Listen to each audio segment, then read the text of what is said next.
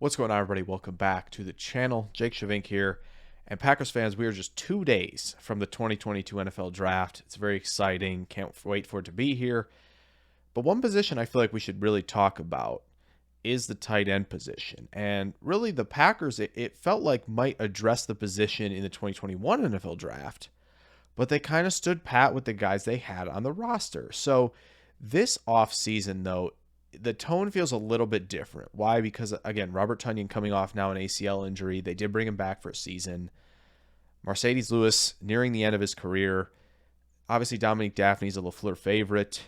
And then you have Josiah DeGuara, who, again, the Packers have probably big expectations for in year 3. A big year for that tight end position normally in the NFL.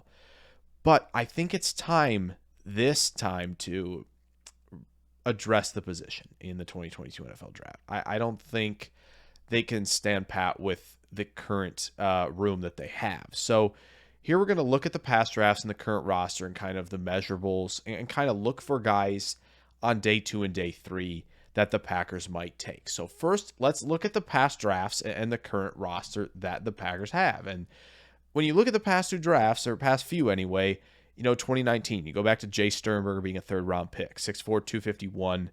Not the greatest relative athletic score, only a 5.25 and a 4.75 40 wasn't like a thrilling number. But again, he was really billed as this slot, almost receiver type that would just kind of win up the seam a lot and be this really good pass catcher in the offense. It didn't pan out. Now he's not on the roster. Now you go to 2020, Josiah DeGuara from Cincinnati, 6'2", 242, and a 6.67 RAS. Again, pretty average to above average in that department, of 4.7, 240. Now, other guys rostered, Robert Tonyan, 6'4", 5'8", 236. Actually tested really well at an Indiana State Pro Day. Ran that 4.58. That's really good. Another guy who's a really good receiving tight end. Dominique Dafney, couldn't find really numbers on. 6'2", 243. And then obviously Marcedes Lewis nearing the end here, 6'6", 267. So a variety of types in the room. However, I do think the Packers have their move types. Josiah DeGuara can be an H-back. Tunyan's more of a receiver. Dafney, same way at 243. They have a lot of these smaller guys under 245. And then they have Marcedes Lewis at 267. So things could change here in this draft and who they could target. It feels like an inline player. So if we move now to day 2 options at the position, you'll see some options here. And really want to talk in depth about these guys. Trey McBride's the first one, 6'3" and 5'8", 246. Had a good RAS, 8.20, and had the good speed, ran that 4.56. Now, he might not be a 4.5 player on tape, but I do think his speed in a straight line is underrated. He's very good in line, had an 1,100-yard season with Colorado State this in 2021, and was, again, productive because he has strong hands, good at the catch point, can separate with size, and the routes are pretty solid overall, but he really shines after the catch with that toughness and with that straight line speed.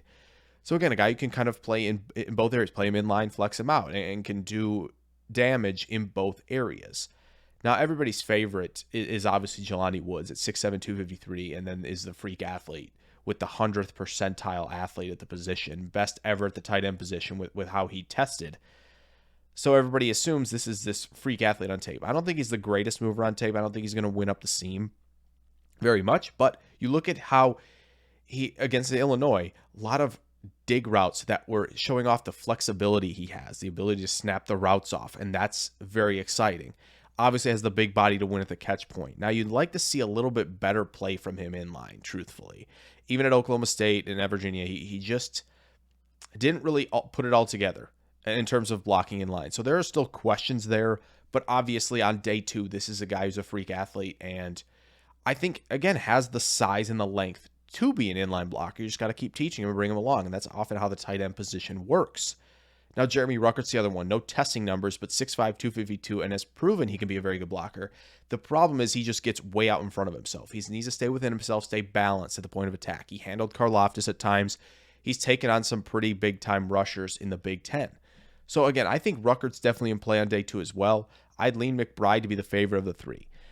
Now, if you stretch it to receiving tight ends and they want to keep going this route and kind of avoid the inline guy and believe DeGuara is a good enough blocker to be the inline guy going forward, then I think it opens it up for two elite athletes. One, Greg Dulcich, 6'4", 243, obviously tested really, really well.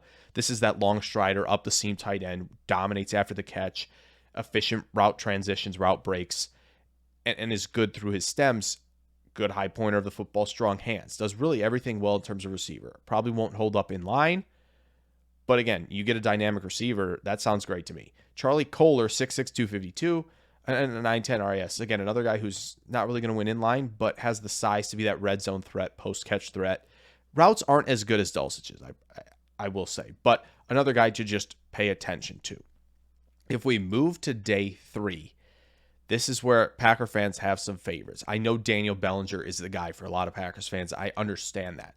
6'4", 253, 966. He's been that pre-draft riser, has the good speed, and he was definitely underutilized at San Diego State. I didn't get to see much in terms of the route tree at all. And it looked like he was a bit of a clunky mover, but then you go to the Senior Bowl and you watch him sink his hips and be able to work back to the football very well on some of these comeback routes, and that flexibility can translate to a lot of transitions as a route runner. So I feel like I'm very much on board now with a guy like Bellinger. Jake Ferguson's one that would almost kind of fit what the Packers have done pre-draft in terms of the trends. He's 6'4", 250. That's right around Sternberger, right? Almost 6'5", but 6'7", RS. That's middling.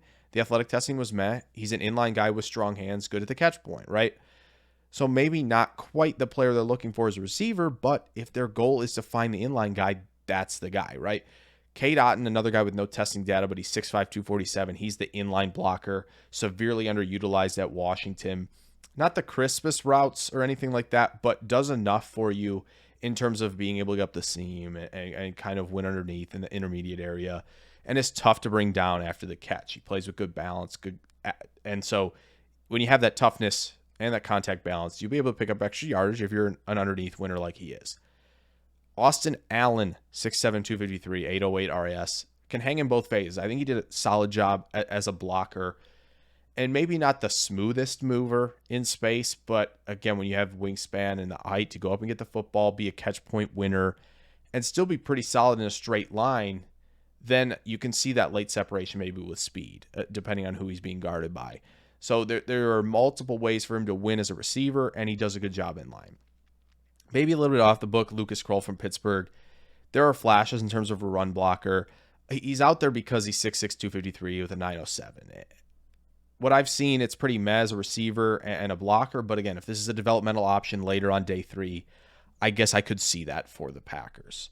So those are the kind of prospects you guys should be watching for the most part. I know it's not as in-depth as a receiver, but I do think the Packers will have a concentrated list at the tight end position. I think they'll still value bigger school players. So that's just something I think the Packers, you could be looking at it pick 59. You know, Trey McBride's still there. It wouldn't shock me, right? Like a Ferguson or Otton, or maybe Charlie Kolar at 92 if they really want to go maybe the receiving route. But again, Ferguson and Otton are probably day 3 guys still, so 92 would be kind of pushing that line. But Bellinger, I know, is the favorite, and it makes sense why he's the favorite on day 3. So I think those are the names to watch for the Packers. So I hope you guys enjoyed this little quick preview on the tight end position for the Packers in the 2022 NFL Draft. Throw a like down there. Subscribe if you're new. Draft show Thursday, Friday, 7 p.m. Central on Thursday, and 6 p.m. Central on Friday. Going to be a lot of fun, so Packers fans, come hang out with that. It's going to be a great time. But I will see you guys in the next draft preview, and thanks again. Farewell.